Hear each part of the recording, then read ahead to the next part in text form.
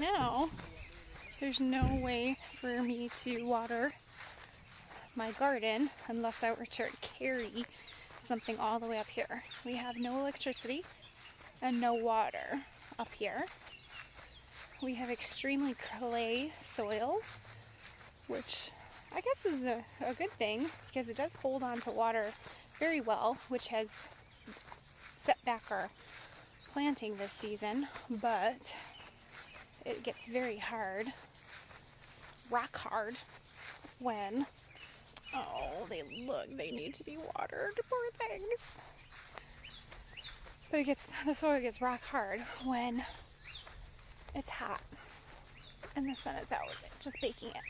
So my husband has created a wonderful watering method so that we can water all of this.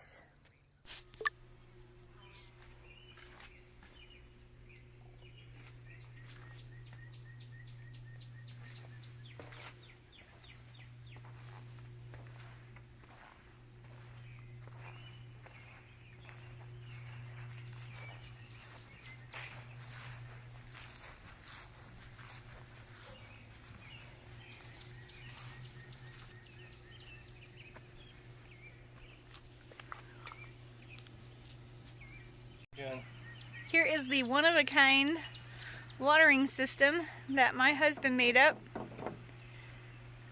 and installed in his truck so that we could water my garden.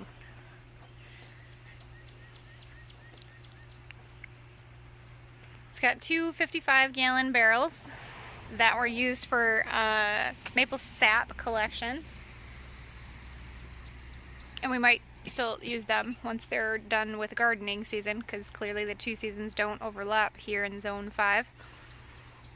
But he also made it to where we can fit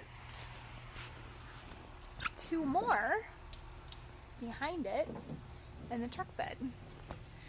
So when we need to, we can just fill up the tanks, drive up, and water the garden. You got a slow leak? Well, I haven't cemented anything in yet. Oh, okay. Sure it worked first. Now that I know it will, You've done a beautiful job. Assemble it, paint it with tar, basically roof coating. It'll be all black and more water resistant. And then strap it down. And what's nice is you can actually pull it out of the bed. When it's empty. Well, when it's empty, yeah. Yeah. Pull it out of the bed and drop it on one of the 4x8 trailers instead. So it fits the trailer or the truck bed. Yep. So if we wanted to, we could leave the trailer full of water up in the garden. Yep. Or Great job. Fill this and then get an ag tank to put on the trailer. So what supplies did you need to make this? Well, the 55-gallon drums were already here. Right. So that was from the previous owners of the house. Previous owners, so they were just sitting in the back of one of the barns. And so those were free. Piece of PVC was $5.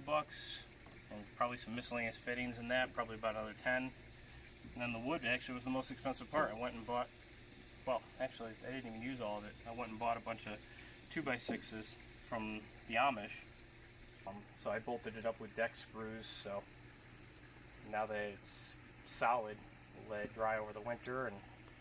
And having tried it out already in the garden, would you recommend anything for anybody that wants to do something similar? I would have flipped the tanks around.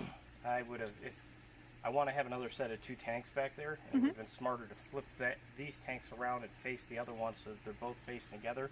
Ah. So you can put two connections and a T there, and then come down this here to, I mean, I have a transfer pump, and put that there so that the transfer pump adds a little bit of pressure. This year, and this is how we are watering it now. So the water comes from the barrels on the truck. We have a hose that's sitting down here. And we're just filling watering cans, which means that we are watering it by hand right now, which is not ideal, but that's just for now until we get a pump. Yay. Yeah, right now it's gravity fed. Gravity fed at the moment, but that's only okay. 4 foot ahead. That's how high the truck is from this, probably. And this is what we have to water. It's a good thing that not all the beds are planted yet.